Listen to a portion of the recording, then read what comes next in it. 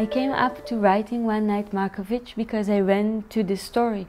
I was in a family gathering, a very boring dinner, and I saw a house just next to my family's house, and I asked who lives in this house because it was a very strange house. There was something sad about this house. And then they told me that in this house lives this very beautiful and miserable woman. So automatically I was fascinated. Beautiful and miserable, it sounds interesting. And then I realized that this very beautiful woman is more than 80 years old, but everybody in the village keep calling her beautiful Bella, beautiful miserable Bella. And that's how I first heard about this very heroic operation that went terribly wrong. It was supposed to be this really heroic national operation of saving women, and eventually it ended up being an operation where a woman was kept hostage by her husband who didn't allow her a divorce.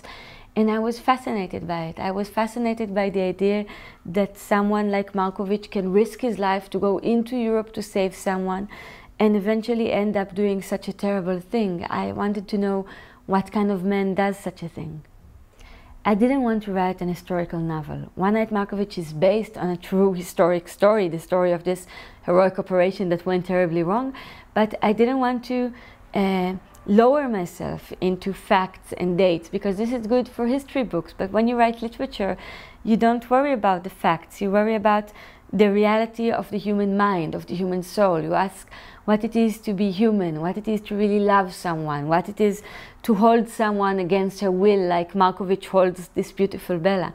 And I didn't want to write a history book because I was more fascinated by the people than I was by the dates. I don't care if it happened in the 22nd of August or the 23rd of August. I care what happened inside the heart of the people who walk in this novel.